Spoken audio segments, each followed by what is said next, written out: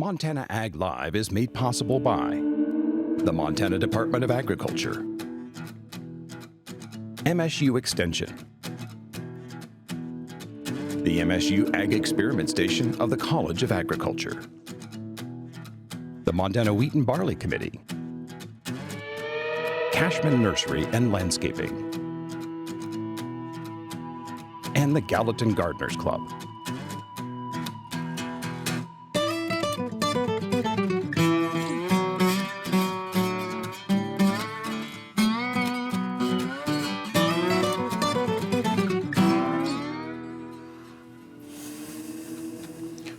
Welcome everyone to another episode of Montana Ag Live, coming to you live from the studios of KUSM TV on the campus of Montana State University on this spring day. We have a great program set up for you tonight and a great panel of guests. We're going to talk about malt barley and all the characteristics and production that goes into barley in Montana. And I'm going to introduce our guests first in our panel, and we'll come back and we'll talk about malt barley. So first on our panel tonight, we have Joel Schumacher, who's an extension and economist. Call in and ask all your economy questions to Joel. We have Carl DeYoung. He's producer from Gallatin Valley Malt Company, and he's a specialist in malting, producing malt barley, growing seed potatoes, and all kinds of things. So please call in your questions. Next to him, we have Jamie Sherman, our barley breeder here at Montana State University. You can call in and ask all your great questions of barley and barley genetics to Jamie. And then next to me is Abby Saeed. She's our extension horticulture specialist. She said she really wanted to have some tough questions tonight about all our spring gardens. And I'm Tim Seipel, and I'm your extension weed scientist, as Jack would like to refer to me as. And on the phones tonight, we have Judge Bruce Lobo, and we have Nancy Blake answering the phones tonight. Please give them a lot of questions to write down and call in with a lot of complicated words. So, Carl, I'll hand it to you. And sure. I'm really excited to hear about malt barley, all those things. I really like a drink that's made out of malt in the world. It's actually called ovomaltine. You guys thought I was going to say beer, but I'll talk about ovomaltine. But tell us about malt and malt barley and how you produce it here in Montana. You bet. So we farm not too far from here, actually. Grow a number of different crops, seed potatoes, malt barley, and other small grains as well. So we've been doing the malt barley program going on 3 generations here on our family farm. And so to be able to carry that on, and then to be able to say, not only as a producer of that, but what's the next step and what does this crop do after we harvest it, rather than just bringing it to the elevator, seeing it go after that. So that was a big part of the impetus for me and the curiosity of that. And then wanting to bring some value into the farm and keeping some of that value at farm level. What can we do to add value to the crops that we grow in that? And then, to be able to entice family members to stay on the farm and provide opportunities for that. So that was a big impetus for being able to delve into that realm that we're in now. Great. So Jamie, what are all the uses of barley and malt barley? So I'm kind of a grass nerd. When I like to talk about grass genetics, and I think 2-row, 6-row barleys. What does that mean, and what are the different uses for barley out there? Well, so barley can be used for human food. People just eat it as is. They eat it like a cereal, but then it's also used as a food additive a lot because it's very high in protein and it has some other nutritional qualities that improve its food use. It's also used as an animal feed. It's also grown as a hay or a forage, but the biggest economic value is usually as a malt barley. And sometimes as a malt barley, then that's also used as a food additive. But the biggest use for malt barley is in the brewing and distilling industry. And when you add all that revenue that comes from malting and brewing and distilling and all the tax income that comes, it's a huge economic force in our country. And so, for maybe people who aren't familiar, what does it mean to malt? What is malting? So I can give you a quick overview. I mean, Carl can actually show you some pictures of it if you'd rather have him do it. Yeah, let's have Carl show us some pictures. Maybe you could tell us a little bit about what it generally means to malt. Sure. You know, in malt barley, it stores its energy in the form of starch, and starch is not a readily convertible source of energy in the brewing process. So malting takes that, the inherent characteristics of malt barley. We start by steeping it in water, and over a number of processes to do that, usually over a couple days. This here is a picture of in my garage, the early stages of experimenting with malting. But yeah, that steep process, we take grain from roughly 10% moisture out of the bin up to about 46% moisture, and start that process of actually getting the seed to grow. And its first step is to start to convert that starch, and that's what we're trying to do in the malting process. We move from steep to germination. Different vessels that we do it in just because they're better suited for that process, moving a lot of air and oxygen through there and holding and maintaining temperatures. We want the internal process to happen inside the kernel, but we don't want it to grow a green stalk. Once it starts to do that, it starts to consume the energy, and we want to save that for the brewing and distillers to use that. So we're taking it from a starch to essentially a complex sugar, and a bunch of enzymes that have happened within that kernel, and that's what the brewers and distillers want. Okay. Yeah, thanks. That was interesting. Okay, so we have some other questions that are coming in. We've had one caller from Havre who's interested, has flea beetles that are destroying their vegetable garden, and they don't want to poison their vegetables, but hope there's an answer to managing flea beetles. Abby? Yeah, that's a good question. Flea beetles are very challenging to manage, and if you guys have had gardens, you've noticed them kind of wipe out your veggie garden. One of the things that you can do if you don't want to use any insecticides is you can use trap crops for flea beetles. They usually like to go to the tallest or the largest looking plants in a garden bed, and so plants like eggplants specifically, they really love eggplants. They like radishes. So if you're not crazy about either eggplants or radishes, you plant those a little bit earlier than the rest of your crops. They're going to be a little taller, and you're going to try and lure those flea beetles onto there. You can also use row covers, so I like to use row covers to protect my plants. That'll prevent them from getting onto the leaves of your plants, and those are a couple of ways that you can try to manage those. Okay, so out at the Post Farm, I have winter canola trials, I have some brown mustard, and I have a lot of flea beetles out there.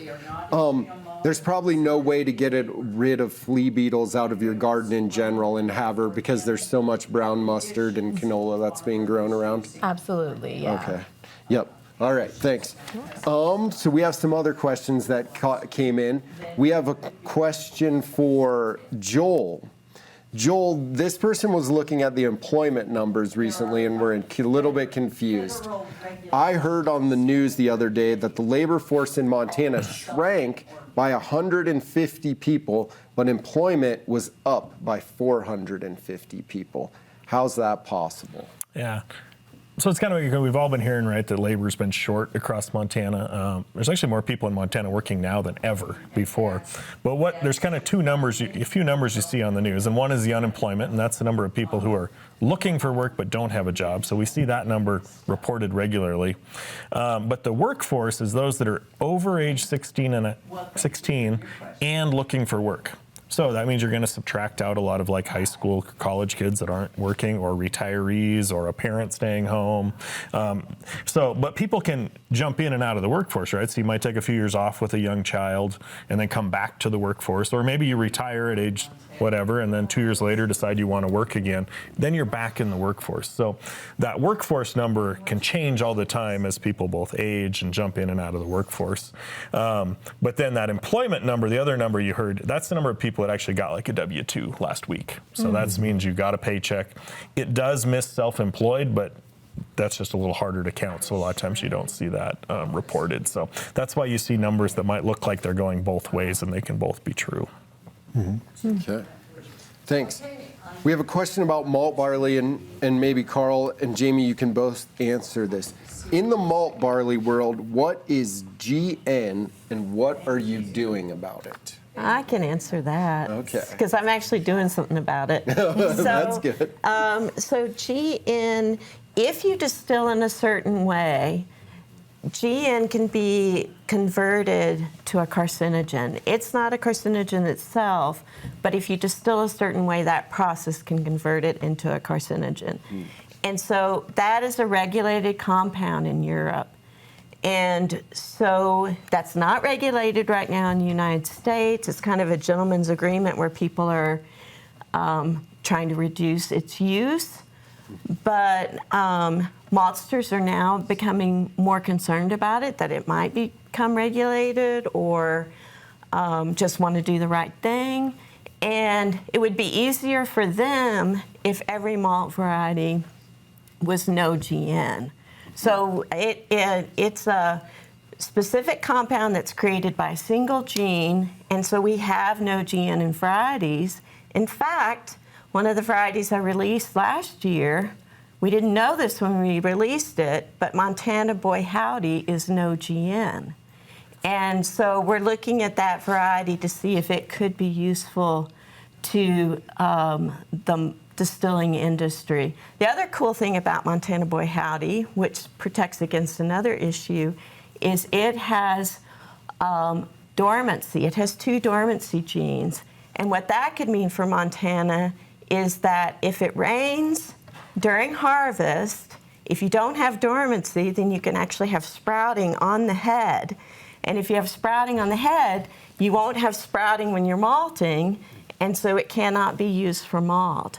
And so Montana Boy Howdy would have no GN, and then this protection against rain during harvest. So we're excited about that. We just got to test it and see if it really will work for distilling. But it's got those 2 positive categories. So it's just a matter of updating our varieties to create more no GN varieties. Now, the carcinogen does not form during the normal brewing process. It's only during distilling. So it's really only an issue of concern during distilling, but as I said, maltsters would prefer to have all the lines be no GN. Certainly, yeah. And is it right now that if it does get rained on and we get that sprouting in the field, that then becomes probably cattle feed at that point? That's right, and so most growers, if that happens, they can only sell it for about half the price. Right. So it's a significant loss in value. Yeah. Yep. Certainly. Great. Thanks. We have a caller from Nashua. And for those of Nashua, it's just east of Glasgow a little bit. Caller has a Valiant grapevine, which now extends 15 to 18 feet. She would like to prune it back to about 5 to 6 feet, and the vine is about 8 years old. Is it a good time to prune a grape in Nashua? So Valiant grapes are really nice grape variety here. In terms of if now is a good time to prune, I would kind of see if they're starting to green up, I would hesitate. If you have any sort of disease issues in your landscape, I would be a little bit hesitant about pruning, especially if you have kind of a series of grape plants. But in terms of pruning it back to 5 or 6 feet, maybe I would say do that over a period of 2 years. Time and kind of cut it back to about 9 or 10 feet, and then cut it back again to about 6 feet, and do that in a period of 2 years. But if you don't have a lot of growth right now, a lot of green leafy growth in your grapes, you could potentially risk kind of opening that wound up to a potential pathogen. But if you're, you can do it now if you really want to. But I kind of hesitate when things start to warm up and our pathogens start to become active in this time of year. Yeah. Before the show started, we were talking a little bit about the climate that we have in Montana. And this caller was from Nashua, which is out in the northeast corner of the state. And we talked about Durham wheat last week on the show. And Mike Giroux was here, and that's really the center for Durham production in Montana. So when we're talking about malt barley production in Montana, what kind of weather, what kind of climate conditions do we look for that really makes good malt barley producing farmland? I think the limiting factor is really barley really likes cool nights. And so that's why traditionally it's done so well in Montana. But barley does very well on dry land. It does very well under irrigation. A lot of malt growers grow it under irrigation to ensure that they make malt quality. So it's a relatively flexible crop. One of the cool things that we're doing differently now is we're trying to develop a winter barley, which means we could plant it in the winter, then it would have a head start in the spring, and then it could be harvested earlier, which would be a big advantage. The issue there is it's a little bit cold in Montana and even winter wheat sometimes doesn't survive. And so we're working towards a more cold tolerant winter barley. But barley does really well across Montana. I guess, where would you say the most acres are grown? The Golden Triangle? The Golden Triangle certainly, has that reputation of barley production there. But yeah, there's a lot of barley production happening right here in the Gallatin Valley, both irrigated and dry land as well, certainly. I think the soil conditions, in the Gallatin Valley are great for barley production, but certainly the elevation, the cool nights, and that spring rains, certainly bringing moisture early to get plant development. But then as a malt barley producer, boy, if you could get to the end of the July and just shut the rain off and avoid the storms and hail, it's a great climate. Other than those couple factors, yes. All right, thanks. So we have, here's a question that maybe relates, and we can maybe all answer this. A question that came in via Facebook. They were asking, is this grain raised in Montana, and do we have favorable weather and land for it? They're asking about triticale or triticale, how people say it different. And it's a cereal grain and this person rightly points out, it's a half wheat, half rye, and it's a cross of those. And it has some great traits, and yes, we do grow triticale in Montana. I actually have some really nice looking stuff at the Post Farm right now. It survived winter very nicely. Yes, we do grow it, and I don't know we use it a lot for cattle forage in Montana, but I'm not sure how much we take it to grain. I'll be taking it to grain for the first time this year as an actual grain. So yes, we do grow it, and it does grow pretty well in Montana. That one, to answer that one. Okay, another question for Abby. I have a large dead branch on my crabapple tree. Is it too late to prune it out? That's a good question. So in terms of generally pruning, we prefer dormant season pruning, and that's because our pathogens aren't active and you can see the structure of your trees better. But when you're dealing with dead branches, those can be removed at any time. So yeah, you can remove your dead branches now. Okay. Thank you. So we have another question. And what's your question? This is a good one. We have callers from Laurel, and they're asking about whether the family garden should be rototilled or whether it should not be rototilled. Each spouse has a different opinion. Depending on who has to do it. Please bring domestic harmony to these Laurel gardeners. Well, That is another really great question. So one of the things that rototilling does is it can really destroy the soil texture, and it can really impede that pore space that soils have, like the air and water space that help make them really productive. And so if you rototill too frequently, you're kind of eroding your soil structure a lot. Generally, if you have severely compacted soils, you can rototill, but one of the better ways to manage your soil would be to use a broad fork. It's like this large rake-like structure, and you can drag it across the top of the soil. You're not disturbing it as much, but you're still helping kind of integrate organic matter into it. So that can be a kind of a compromise of the two methods. Yeah. Today in my garden, I did Tim's brute force precision. I dug the quack grass out of where it should have come out and left the rest untilled, and then planted my arugula and radishes with a hoe drill. We'll call it a hoe drill. One row hoe drill. Okay, thank you. So I hope that brought some domestic harmony to Laurel. So Joel, we had a question that's come in, and maybe Carl, you can answer some of this too. How much malt barley does Montana produce, and where does it end up? Well, maybe I'll start and Carl can. So one, in terms of like national ag statistics, I don't think they typically separate between malt barley and feed barley. So they're typically just reporting barley acres in total.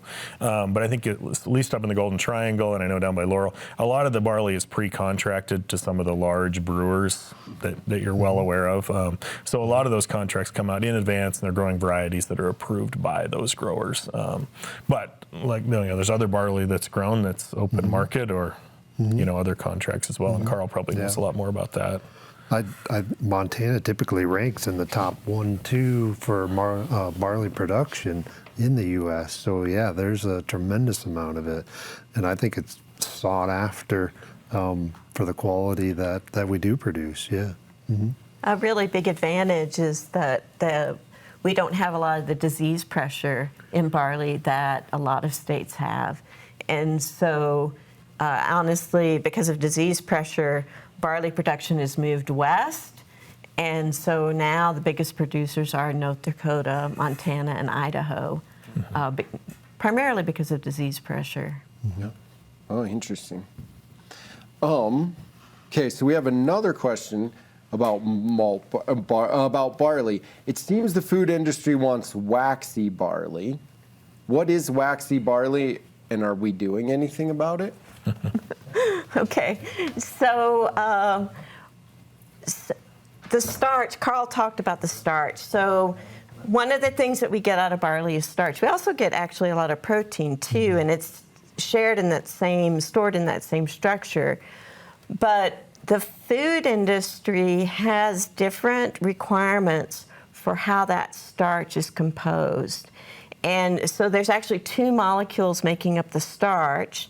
It's amylose and amylopectin. And the big difference between them, they're just chains of sugars, but the amylopectin is a lot more branched, and the amylose is just a single chain.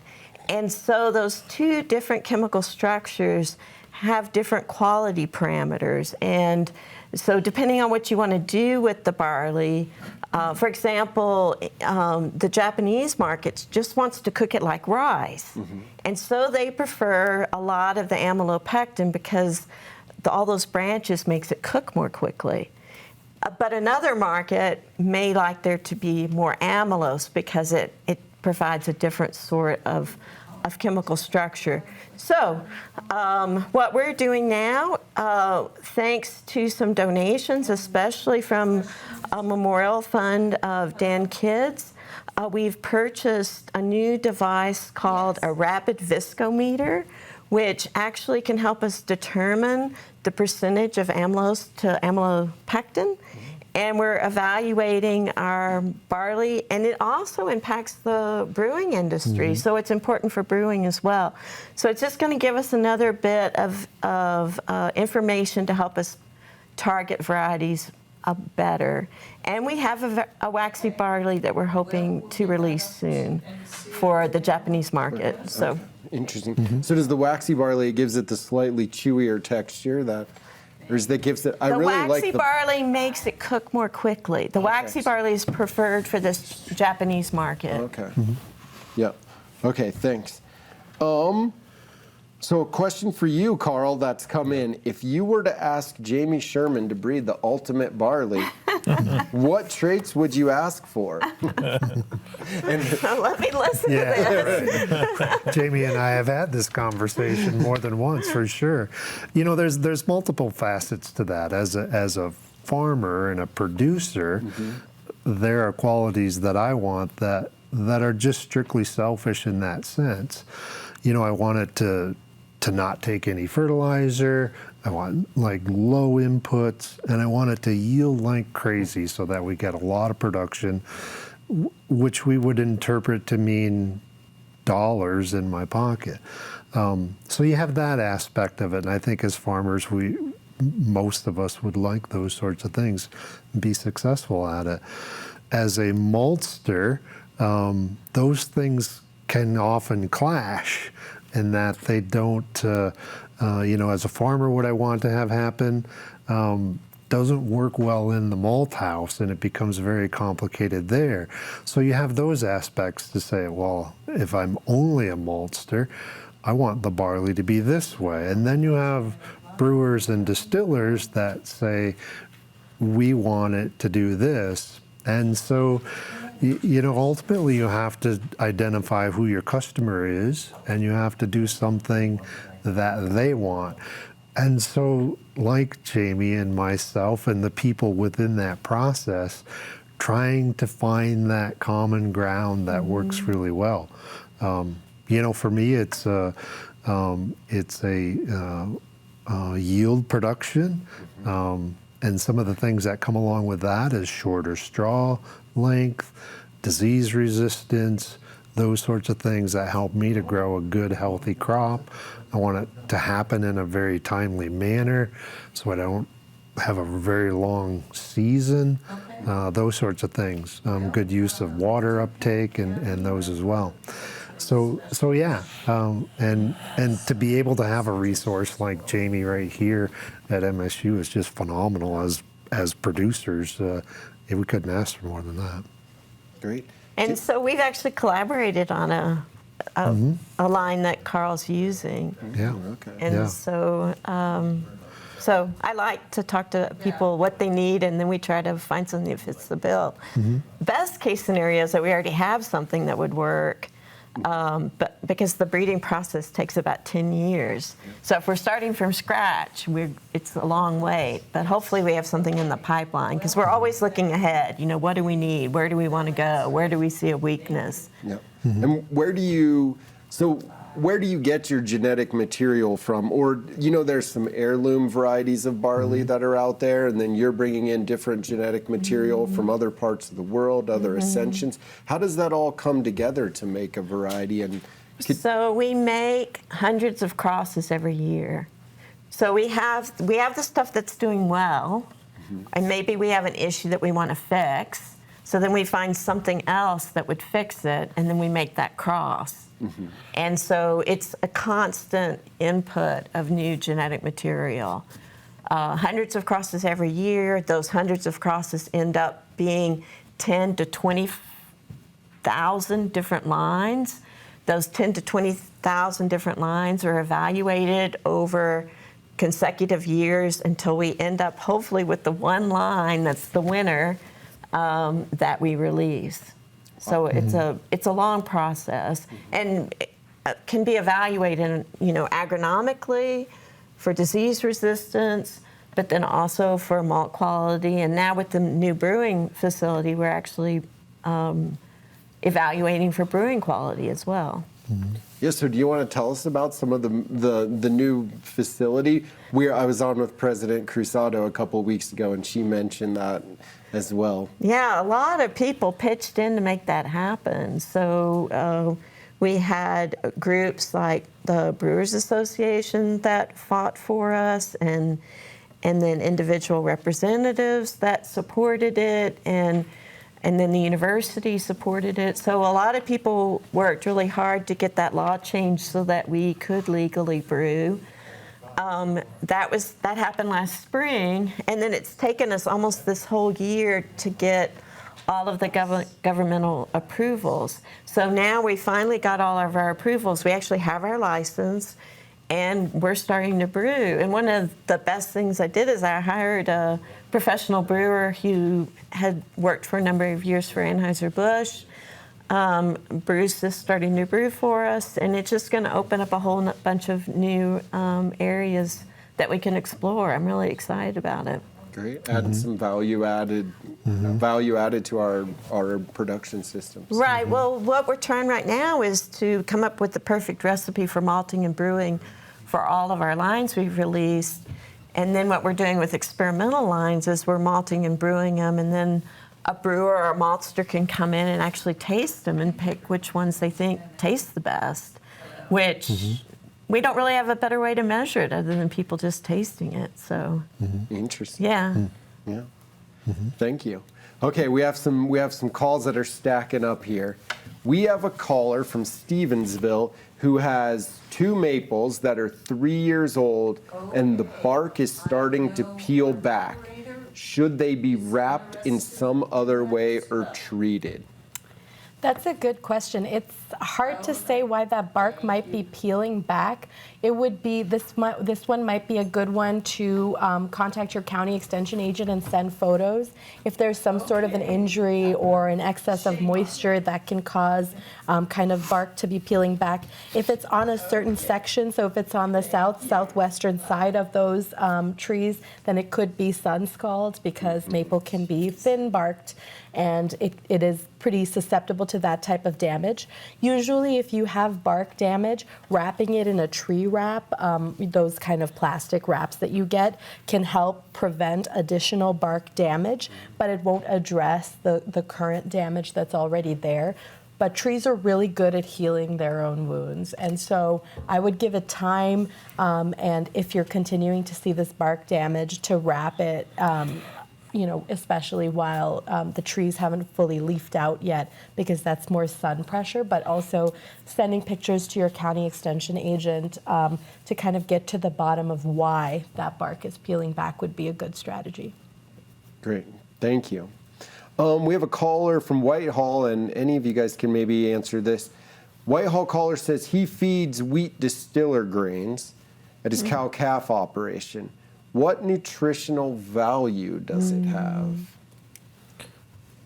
So I'm not necessarily a cattle feed expert, but that's a really common thing, whether it be breweries or even ethanol plants, facilities.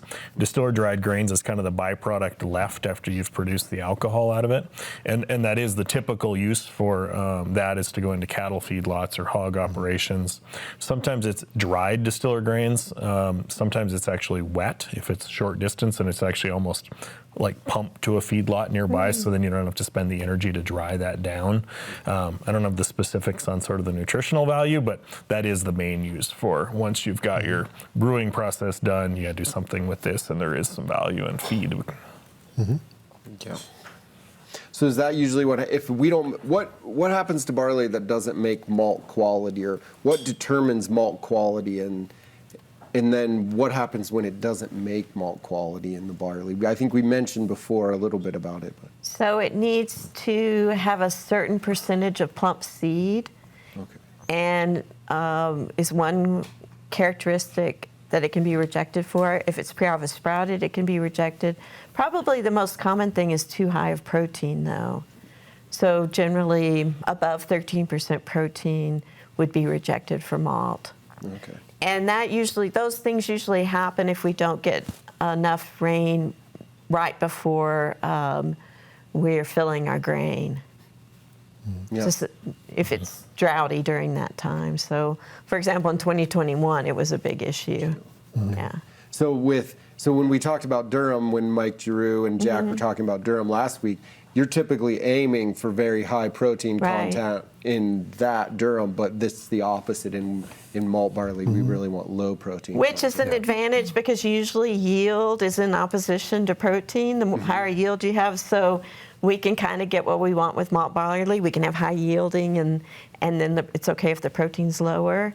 Other barley end uses, food and feed, of course, we want it to be high protein. So we want both things for for barley in general. Okay, great. Okay, we had a comment from an 80-year-old caller.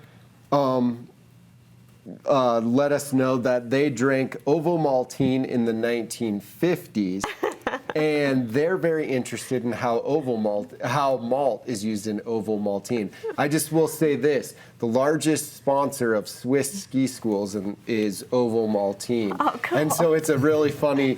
If you've ever spent time in Switzerland, you will know that Ovomaltine is still very much a cult national drink. And I grew up drinking a lot of it in Pakistan. We drank Ovaltine a lot. Oh, you did? Interesting. Yeah. So how is malt used in Ovomaltine? So malt is a food product. It's so sweet. I don't. It's. Do you eat your malt? Don't you? Certainly. Yeah, That's it part of the tastes thing, so yes. great to taste just the malt. It's so sweet and then malty flavored.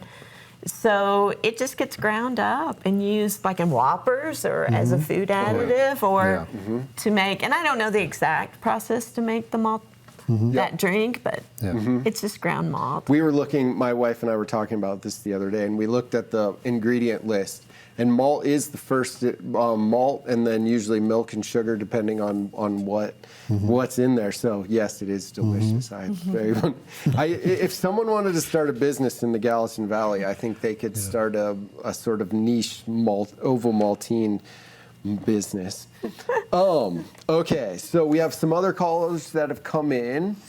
We have a Glasgow caller who would like to get a hold of rye flour. Are there any flour mills that are milling rye flour in Montana?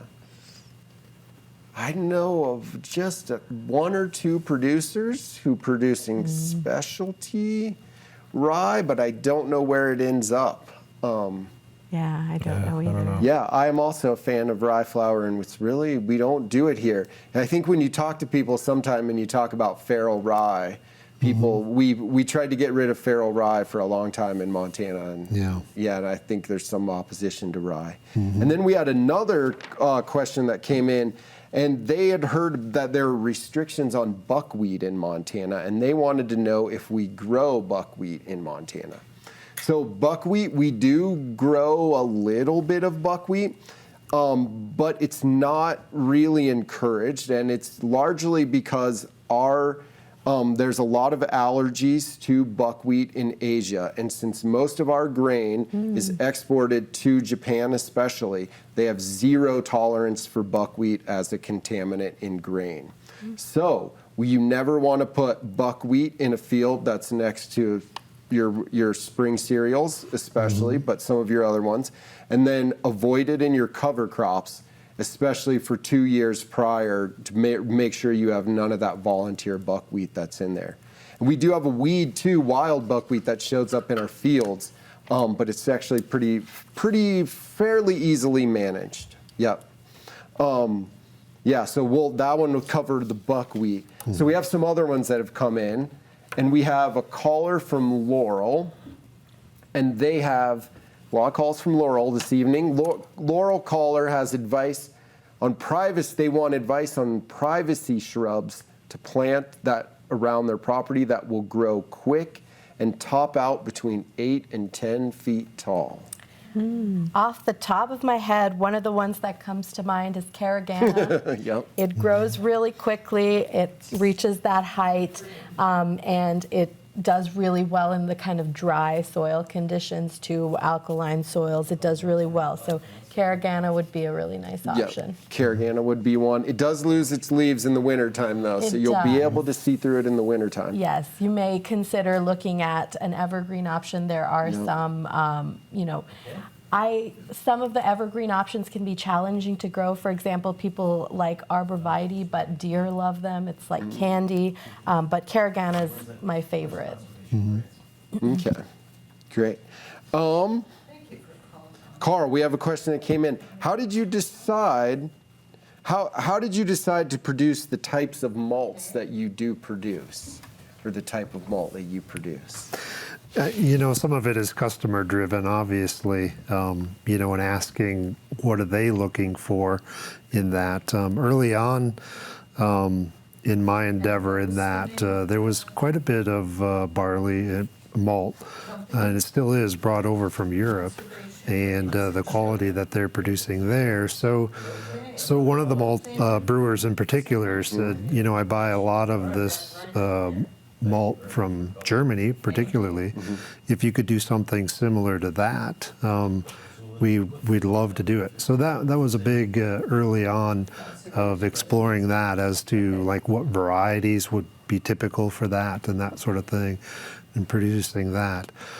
You know, there's a bit of this artisticness that I really love to experiment with and say, you know, if we can erase or somehow look away from what's already out there. And if I said, I've got these things, parameters to work with, what can I do with that? And so I find that fascinating. You know, what can, as both a grower, a farmer, and growing the grain, what can I do to manipulate some of those things that I want to do? And then, yeah, if you can just kind of tune out what's already out there and look at that. And a lot of times we do some stuff, we've got like we call it a wedding malt, where it was my son and daughter-in-law's wedding day, and it went terrible in the malt house. And there is my wife calling, where are you? And we're trying to fix things in the malt house, and it didn't go well. But we finished it and we liked the malt, and so we've got some aspects like that. But so we've got the creative side of it that I really enjoy immensely. A lot of times my neighbors have cattle, and they are the recipients of some of that doesn't work out. So there's that exploration in that as well. But you know, malt has been around a long time, and so people in the brewing and distilling industries have their preconceived ideas of what they want. And so we're trying to take things, tools and grain that we have, try and fit some of those, put our spin on them, make them unique, you know, in our sense. And so not necessarily competing with a large malt house that I grow grain for. It wouldn't be practical to compete with them at their level, but trying to do things that are, you know, more of a niche in that, and very personal in that sense as well to what we do. And, you know, and then as well to be able to relate people to what we do. If we can get people out to the farm, you know, and they'll say, can we actually walk in the fields, you know? And it's like, yes. I mean, if you haven't walked in a field and dragged your hands through grain, it's, you know, it's just a great feeling to be able to do that. So to be able to get people involved in that, anything ag related, I think is a benefit to all of us, you know, that they get a better understanding of what we do. So I enjoy that part as much as well. Mm-hmm. Great. Yeah. Thanks. We got a comment that came in. Callers from both Stevensville and Missoula said you can talk to Judy and Shoto and at Conservation Grains, and she has rye flour. I actually should have thought of that one. Yes, thank you for your comments. We appreciate those every time that they come in. Abby, we have another question for you, and that is, how often should you replace your strawberry beds? That's a good question.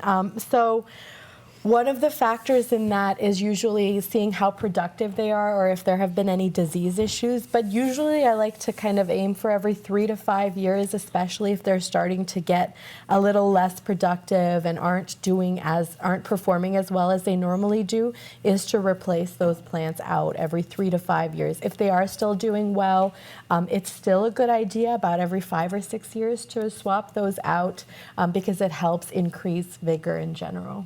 Okay. So in commercial strawberry production, do they run that like an annual system and take those out of the ground every year and put them back into the ground every year? A lot. Well, I'm not sure if they do it annually, but they do a replacement of their strawberries pretty regularly. Mm-hmm. Mm-hmm. Okay, great.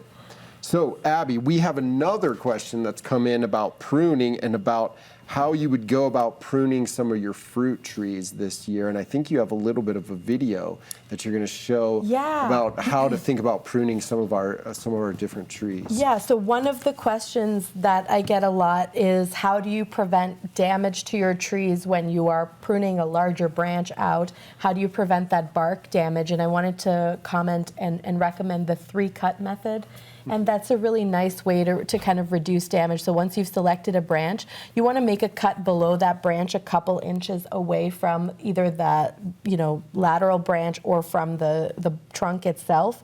And then you kind of prune it over the top of it, like 2 inches past that, so that the weight of that branch is not going to rip that bark from underneath. It's going to be stopped where you made that cut. And then you cut the rest of that out. And so you have a really nice, clean pruning cut as a result. Yeah, so what happens if you don't get a nice, clean pruning cut? For example, if you're using a pole saw or something like that, can that lead to disease problems? So the more kind of damage to bark, the less of a clean cut there is. You can damage that kind of branch collar, which is where all the kind of compounds that help callus over the branch cuts are. It's what the tree uses to heal itself well. So if you cause more damage to that, it takes longer for it to heal. It can open up a greater wound for pathogens to get in and infect your tree. So overall, it can impede healing and also be a risk of entry of pathogens. Yeah. And how much longer can people prune their fruit trees? We actually have a caller that says their apple tree had already started to bud out. Could they, well, that's a 2-part question.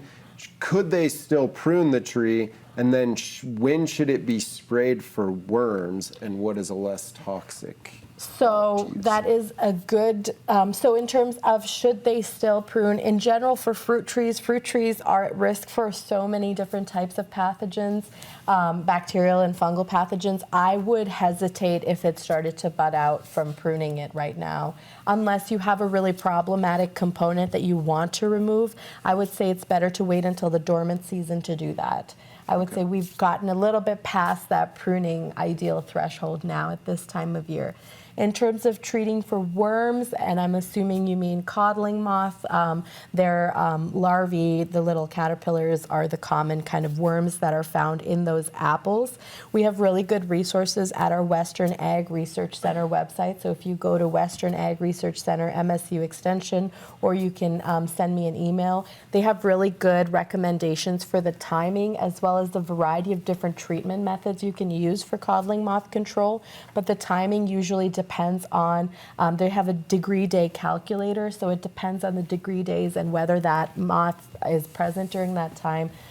You have to time that application really well to catch that ideal timing to impact those pests. There are also mechanical methods, and we've talked about this in the past, where using kind of corrugated cardboard in a couple of sections around the base of the tree, especially in about a few weeks when those larvae become active and are finding their way up, that can capture them, and then you just destroy those pieces of cardboard because they're going to try and hunker down in those. But that's kind of a later on in the summer strategy. Yeah, the cardboard definitely helped with my codling moth problem last year. It did actually clean it up. I'm going to hopefully clean up some more of the codling moths this year. Question for Carl and Jamie. Where and how do you learn to produce malt? And is there something that can be done by the home brewer? How does a home brewer become involved in thinking about malt and learning the malting process? I'm a member of the Craft Malt Organization, which is a huge resource if you're looking into malting and that. I would highly recommend that. That's where most of what I would say the technical side of malting, where I learned that from. They actually put on an annual course to take in that. So that's one thing. There's a lot of resources on their website as well as interaction among members there too for questions that come up in that too. So yeah, definitely. You can always. We always are, people are calling and asking us questions in that as well. We love to do that, and people stop by and want to see how it's done. So yeah, we're always welcome to that too. But yeah, great, thank you. So, I've got a few more questions to see if I can organize them here a little bit. So we have one question. A Helena caller is asking if it's a good idea to use shredded office paper in her garden to prevent weeds.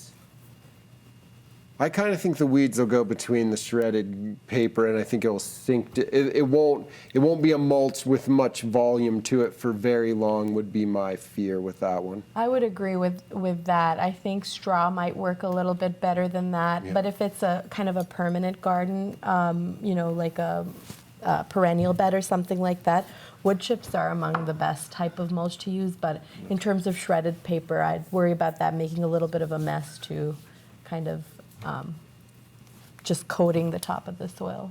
Yep. And then we have a couple quick questions for Jamie and Carl. What diseases pressures do you have to worry about in barley? And do you have any weed? I'll add one on there. What weed problems do you have in barley or dealing with weeds? What are the big disease pressures and weed pressures in terms of barley production? One of the things that currently we're dealing with is wild oats, and wild oats is developing resistance to herbicide. So that's a ongoing issue.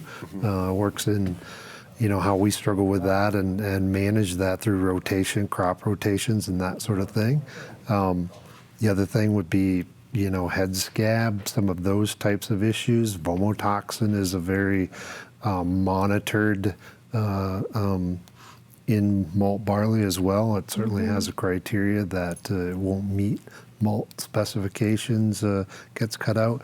So those are some of the things, that we, other broadleaf weeds are a little easier to contend with than that, and those things. But the upcoming one that just seems to be quite a bit tougher to deal with is wild oats.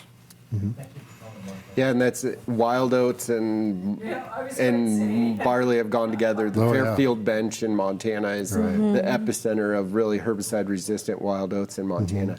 And we do see that more and more. Certain herbicides like Axial just aren't working on wild oats like they used to. And there's fewer choices in barley compared to wheat for some of those in-crop herbicides. Yeah. So we actually do have quite a few research projects in plant sciences looking at how to manage wild oats in a lot of our different cropping systems. One thing we actually did a few years ago was we used Levina, and we just cut it off as a hay barley early in the season, which took that wild oat with it before the seed was produced. Right. So that was one way of preventing it. But forage versus malt, or forage versus grain, there's a big economic difference in that outcome in that one. Yeah. So I hear a lot about DON mycotoxin. Yeah. And so what is DON? That's what he was talking about. Okay. It's called scab, but it's caused by a fusarium. Fusarium head blight's another name for it. So it's just a fungus that infects the head. It doesn't really make the plant that sick. It kind of looks yucky, but the main thing is the fusarium creates this toxin, and it's toxic to people and livestock. And it has a very, very low, I think it needs to be lower than 1 part per million of the DON, and so it's an issue. It can be rejected if the DON is too high. Okay. But there's things that we can do about it. For example, not watering the head, cutting off irrigation before it really heads can really help. Yep. And a lot of times our weather's too cool for it to really get going too. So it requires wet, warmer climate than we normally have. Okay. Yeah. So does irrigation timing in preventing disease make a really big difference in barley production? Certainly. Yeah. Yes. So do you irrigate in the day or the night, or how does that generally work? For us, it's typically a timing as far as plant development and when is a time. So we generally, in irrigating a crop, tend to build that soil moisture up early with the anticipation of cutting off in a time where where we wouldn't want it to happen anymore. So we'll build moisture early during plant development, but once we try and get to, a term we would use a soft dough in those areas in the actual barley kernel, it'd be like then we're really starting to taper off irrigation in anticipation of those, those things coming together where it could be a possibility. So yeah, certainly trying to keep all of those things aware in what you're trying to do and produce a good crop. Yeah. Mm-hmm. All right. Thanks. All right, Joel, in the last few seconds, this caller wants to know, how is Montana's employment growth compared to other neighboring states? Oh, yeah. And a lot of times we're measuring from kind of pre-pandemic to now. So Montana's done much better than North Dakota and Wyoming, and some better than South Dakota, but not nearly as good as Idaho. And really what's happened is a lot of people have moved to Montana and they're working here. So that's where we've gained all our workers. Okay. Great. Well, I'd like to thank everyone for joining tonight. Carl, for being our special guest and telling us all about malt barley. And Jamie, thanks for informing us. And to the rest of the panel. Next week, I will also be your host here in the studio, and we're going to have another look at organic agriculture with John Wicks, the owner of Tiber Ridge Organics up by Ledger. So join us next week. Bye. Resources. Visit montanapbs.org/aglive.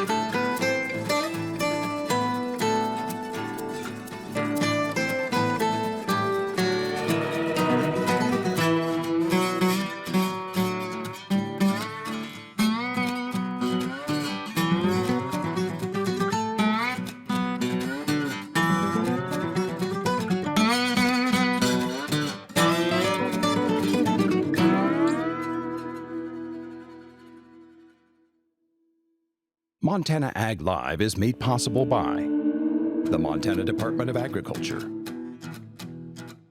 MSU Extension, the MSU Ag Experiment Station of the College of Agriculture, the Montana Wheat and Barley Committee, Cashman Nursery and Landscaping, and the Gallatin Gardeners Club.